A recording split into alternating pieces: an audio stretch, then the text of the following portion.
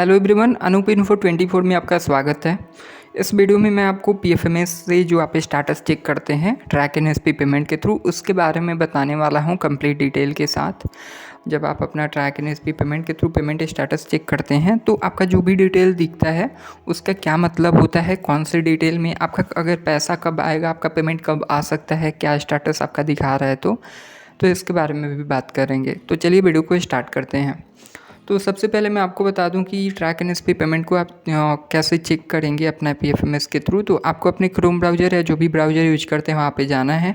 आपको सर्च करना है पीएफएमएस पेमेंट स्टेटस चेक। ठीक है, जैसे ही हम सर्च करते हैं पीएफएमएस पेमेंट स्टेटस चेक, ठीक है, इसके बाद आप देख सकते हैं पहला ऑप्शन आपको डीबीटी स्टेटस दिख जाएगा, दूसरा आपको ये नो योर पेमेंट दिख जाएगा, ट्रैक एनएसपी पेमेंट दिख जाएगा। अब इस वीडियो में हम ट्रैक एनएसपी पेमेंट के बारे में बात कर रहे हैं, तो इसको हम ओपन कर लेंगे इस पर क्लिक करके। ठीक है, जैसे आप क्लिक करेंगे ये लोड होगा। ठीक है, लोड होने के बाद आपको यहाँ पे मैं जूम करके दिखा दूँ कि ट्रैक एनएसपी पेमेंट के नीचे आपको दिख रहा होगा बैंक और इंटर बैंक अकाउंट नंबर, मतलब अकाउंट नंबर, या फिर inter NSP application ID word verification. तो अगर आप बैंक से डायरेक्ट देखना चाहें तो आपको बैंक में अगर अमाउंट आया होगा तभी आपको दिखेगा बैंक के डिटेल के बारे में। ठीक है, और अगर आपका ट्रांजैक्शन नहीं हुआ होगा, अगर पेमेंट इनिशिएट नहीं हुआ होगा तो आपको नहीं दिखेगा, अभी नो रिकॉर्ड फंड्स देगा। ठीक है, और वही अगर हम एनएसपी एप्लीकेशन आईडी से देखेंगे तो यहाँ पे जो है हमारा सारा कुछ डिटेल दिखा देगा कि पेमेंट क्या अंडर प्रोसेस है या फिर इनिशिएट हो चुका है, सक्सेस हो चुका है, क्या यूटीआर नंबर मिल चुका है, ये सारा कुछ आपको दिख जाएगा। तो हम एनएसपी एप्लीकेशन आईडी के थ्रू लॉगिन करेंगे। वीडियो पूरा देखिएगा, मैं इसमें आपको पूरा सब कुछ एक्सप्लेन करने वाला हूँ, और कोई भी आपको क्वेश्चन होता है ना तो फिर आप मुझे कमेंट भी कर सकते हैं।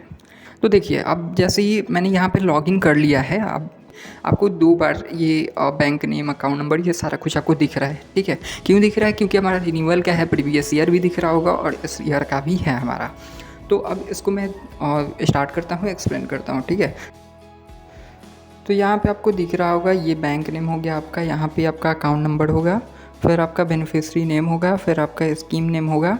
अब बेनिफिशियरी नेम आपका नेम हो गया, ठीक है, और स्कीम नेम यानी कि आपका कौन सा स्कीम में है, कौन सा स्कॉलरशिप है, फिर आपका पर्पस क्या है, तो आपका क्या मेरिट स्कॉलरशिप है या फिर कोई एग्जामिनेशन के थ्रू आपका ये स्कॉलरशिप मिल रहा है, कौन सा स्कॉलरशिप है, कौन सा क्या पर्पस है, ये आपको यहाँ पे दिख जाएगा। ठीक है, यहाँ पे अब फिर इसके आगे आते हैं तो आपका जो पर्पस है, उसके बाद एजेंसी नेम होता है। एजेंसी नेम में आपको जो भी आप कोर्स कर रहे हैं, जैसे इंस्टीट्यूट के तरफ से या फिर आपने जो किया है पिछले प्रीवियस में, जैसे अगर आप पोस्ट मैट्रिक में करते हैं तो आपका जो भी बोर्ड होगा उसके तहत आपका यहाँ पे एजेंसी नेम होगा, या फिर आप जो इंस्टीट्यूट से हैं, कोर्स जो आप कर रहे हैं, ये सारा कुछ आपका जो है एजेंसी नेम हो जाएगा यहाँ पे। ठीक है, और इसके बाद फिर अगर आपका पेमेंट आ गया है, ठीक है, अगर आपका पेमेंट आ गया है तो आपको यूटीआर नंबर मिल जाएगा। आप यहाँ पे देख रहे हैं कि यूटीआर नंबर यहाँ पे लिखा हुआ है, तो ये 2 बार यूटीआर नंबर भी लिखा हुआ है, हर चीज़ 2 बार लिखा हुआ है। ठीक है, ये 2 बार होता है, रिपीट जो है वो यहाँ पे दिखता है आपको। इसके बाद अगर आपका कोई फेलियर रीजन होगा, मतलब कि अगर आपका कोई भी डॉक्यूमेंट में फेलियर हो जाता है, आपका कोई डॉक्यूमेंट में मिसमैच हो जाता है, कोई डिटेल आपका मिसमैच हो जाता है और डिटेल आपका कोई गलत हो जाता है, ये सब कुछ जो भी होता है तो आपको ये फेलियर रीजन में जो है वो आपको दिख जाएगा यहाँ पे। ठीक है, या फिर अगर आपका ऐसा फेलियर रीजन में कुछ दिख रहा है और उसको और डिटेल से आप जानना चाहते हैं तो आप देख सकते हैं इसको और डीबीटी स्टेटस से। ठीक है, आप ये डीबीटी स्टेटस से चेक कर सकते हैं। आप अपने क्रोम ब्राउज़र में सर्च करिएगा डीबीटी स्टेटस पीएफएमएस, तो आप वहाँ से चेक करके और इसको जान सकते हैं, जो भी आपका फेलियर रीजन होगा उसको और डिटेल में। ठीक है, अब आगे बात करते हैं। तो फेलियर रीजन के बाद हमारा जो है आपका क्रेडिट ट्रांजैक्शन डेट ये हो गया। ठीक है, अब जो यूटीआर नंबर हो जाता है उसके बाद credit transaction date, UTR number और क्रेडिट ट्रांजैक्शन आईडी, ये जो आपका होता है वो दोनों सेम होता है। उसके बाद यूआईडी एज पर बैंक। अब यूआईडी क्या है? तो यूआईडी आपका जो आधार नंबर होता है, आपका जो आधार कार्ड होता है, यूआईडी के थ्रू पेमेंट होता है। आपको मैं बता दूं कि आपका आधार इनेबल्ड पेमेंट सिस्टम के थ्रू ही आपका जो भी अमाउंट होगा वो आपके अकाउंट में आता है। तो आपका ये यूआईडी के थ्रू पेमेंट होता है। यूआईडी जो भी आपका आधार कार्ड होगा उसका आपका यूआईडी यहाँ पे दिख रहा है। ठीक है, जो हमारा आधार कार्ड नंबर है। तो इसके बाद फिर आपको account number as per bank. अब ये क्या होता है account number as per bank, यानी कि आपका जब आधार इनेबल्ड पेमेंट सिस्टम होता है तो आपने जो भी अकाउंट दिया हुआ है या आपके पास अगर 2-3 अकाउंट है तो उसमें जो है आपका जो भी आधार इनेबल्ड पेमेंट सिस्टम के लिए वेरीफाई करेगा उसको ही account number as per bank में ये दिखाएगा। ठीक है, क्यों दिखाएगा? क्योंकि वो आधार से लिंक होगा और आधार से लिंक्ड बैंक अकाउंट में ही पेमेंट आपका आता है, जो कि यूआईडी थ्रू पेमेंट या AEPS बोलते हैं, आधार इनेबल्ड पेमेंट सिस्टम। ठीक है, इसके बाद फिर आपका फेवरिंग एज पर बैंक, इसमें आपका नेम दिखता है जैसे आप देख रहे हैं, तो इसमें आपको नेम दिख जाएगा जो भी आपका नेम होगा। और इसके बाद फिर आते हैं तो बैंकिंग एज पर बैंक। ठीक है, अब यहाँ पे आपको दिख रहा होगा bank IIN as per bank. अब ये क्या है, तो इसमें आपको एक नंबर मिलता है, जैसे यहाँ पे आप देख रहे हैं नंबर, तो ये इंडिया पोस्ट पेमेंट बैंक का नंबर है, बैंक IIN नंबर। इसका क्या मतलब होता है और इससे क्या आप समझ सकते हैं कि बैंक IIN नंबर जो होता है ये बैंकिंग नंबर बोलते हैं इसको। तो ये जो नंबर होता है ये आपका एक कोड होता है 6 डिजिट का। ठीक है, जो कि आपकी जो भी आपका बैंक है, जो भी आपका बैंक ब्रांच है उसके लिए ये कोड होता है।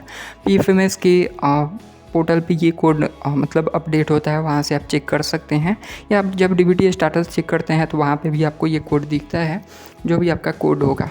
ठीक है, अभी हमारा ये पेमेंट ट्रांजैक्शन जो है वो सक्सेसफुल नहीं हुआ है, पेमेंट इनिशिएट है, पेमेंट सक्सेस नहीं है, तो हमारा ये बैंकिंग जो है वो अभी नहीं दिख रहा है।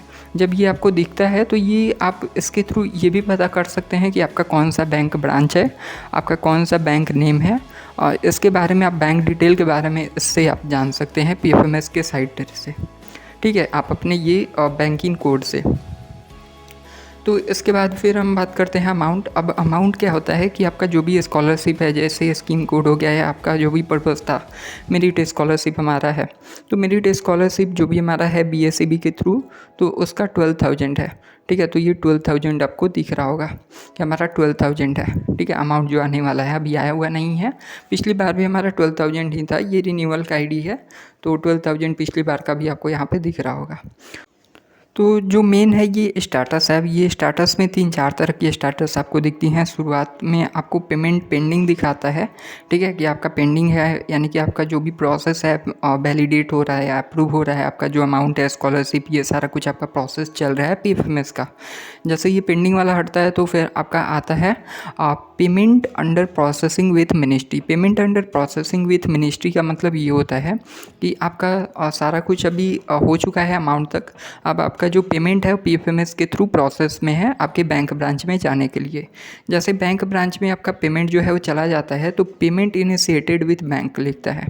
पेमेंट इनिशिएटेड विथ बैंक का क्या मतलब है, आपके बैंक ब्रांच में PFMS आपका पेमेंट जो है, जो अमाउंट है वो आपका, उसको बैंक ब्रांच में वो पेमेंट क्रेडिट कर देती हैं। ठीक है, वो ट्रांजैक्शन हो जाता है। जब वो ट्रांजैक्शन हो जाता है तो पेमेंट इनिशिएटेड विथ बैंक होता है, और वही जब आपके अकाउंट में पेमेंट आ जाता है तो पेमेंट सक्सेस हो जाता है। तो अभी यहाँ पे पेमेंट इनिशिएटेड विथ बैंक है, तो यानी कि अभी हमारे अकाउंट में नहीं आया है बट बैंक ब्रांच में पेमेंट जो है वो आ चुका है।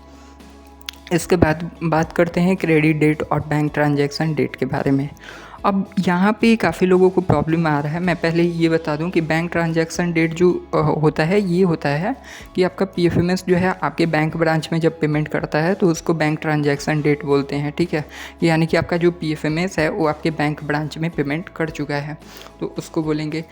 इसके बाद जो होता है क्रेडिट डेट। अब क्रेडिट डेट क्या होता है कि जब आपका बैंक ब्रांच जो होता है वो आपके बैंक अकाउंट में पेमेंट करता है, प्रोसेस करके आपका क्रेडिट कर देता है, तब आपको एक क्रेडिट डेट मिलता है। बट काफ़ी लोगों को यहाँ पे क्रेडिट डेट पहले ही मिल चुका है, जो डेट उनका बैंक ट्रांजैक्शन डेट था, तो और उनका पेमेंट भी नहीं आया है। जैसे ये एप्लीकेशन ID में भी आप देख सकते हैं बैंकिंग एज पर बैंक भी नहीं मिला हुआ है, या फिर हमारा जो UTR नंबर है वो मिल चुका है लेकिन हमारा अकाउंट नंबर नहीं दिखा रहा है कि कौन से अकाउंट नंबर में आया हुआ है, या अकाउंट नंबर का कोड नहीं दिख रहा है, तो ये कुछ डिटेल नहीं दिख रहा है। लेकिन UTR नंबर मिल चुका है, क्रेडिट डेट मिल चुका है और हमारे अकाउंट में पैसा नहीं आया है।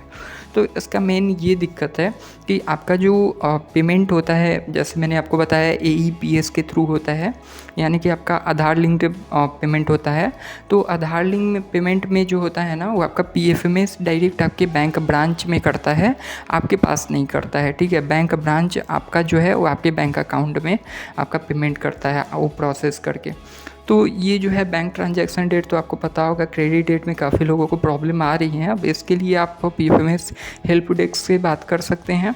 हालांकि वहाँ पे मेरी बात हुई तो उन्होंने बताया कि अगर आपको UTR नंबर मिल चुका है और आपको क्रेडिट डेट भी मिल चुका है तो हमारे तरफ से ये पेमेंट मतलब इनिशिएट हो चुका है बैंक के पास। अब बैंक के पास आप जो है जाके अपना UTR नंबर के थ्रू और ये आप अपना स्टेटस दिखा के पता कर सकते हैं कि आगे हमारा क्या स्टेटस है। इसको पता करने के लिए आप अपना बैंक अकाउंट नंबर, आधार नंबर और ये जो डिटेल है इसका आप स्क्रीनशॉट लेके रख लीजिएगा, क्योंकि PFMS कब क्रैश हो जाए कुछ नहीं पता है, ठीक है। तो आप ज़रूर अपना इसका स्क्रीनशॉट लेके रख लीजिएगा और इसके बाद फिर आप अपने बैंक ब्रांच में जाके इसके लिए बात कर सकते हैं कि हमारा पेमेंट जो है क्रेडिट दिखा रहा है, इनिशिएट विथ बैंक दिखा रहा है, बट हमारे अकाउंट में पेमेंट नहीं आया है। तो ये इसका क्या रीज़न है, UTR नंबर से वो चेक करके वो बता सकते हैं क्या स्टेटस दिखा रहा है, क्या उनके पास पेमेंट आ चुका है। इसमें मेन एक ये चीज़ है कि आपका DBT लिंक होना चाहिए, आपका आधार लिंक होना चाहिए बैंक अकाउंट, तभी आपका पेमेंट आता है। एक इसमें और एक ये प्रॉब्लम हो सकता है कि अगर आपका 2 अकाउंट है और दोनों अकाउंट आपका आधार से लिंक है, DBT लिंक है, तो इसमें मतलब होल्ड हो जाता है, ठीक है, जो आपका पेमेंट होता है। तो आप पता कर सकते हैं दोनों बैंक ब्रांच में और फिर PFMS पे भी आप ये बात कर सकते हैं। बाकी आपका जो पेमेंट है वो आपकी उसी अकाउंट में आएगा जो आपने अकाउंट सबमिट किया था, और अगर वो आधार से लिंक है, और अगर आधार से लिंक नहीं है तो फ़र्क नहीं पड़ता आपने कौन सा अकाउंट नंबर दिया है। अगर आपके पास 2-3 अकाउंट है, और एक एग्जांपल के थ्रू अगर आपके पास एक SBI है और एक आपके पास HDFC है, ठीक है, HDFC है, तो अगर आपने जो अकाउंट सबमिट करते वक्त अकाउंट डिटेल सबमिट किया है वो आपने किया है HDFC का, बट आपका लिंक है SBI का और HDFC आपका लिंक नहीं है, तो आपका पेमेंट जो है SBI में ही जाएगा। इससे फ़र्क नहीं पड़ता कि आपने HDFC का अकाउंट डिटेल सबमिट किया था। तो ये आज का वीडियो था। अगर वीडियो अच्छा लगा हो तो लाइक कीजिएगा, और कोई भी क्वेश्चन होता है तो आप मुझे कमेंट कर सकते हैं। बाकी ऐसे ही अपडेट के लिए चैनल को सब्सक्राइब कीजिएगा। Thank you.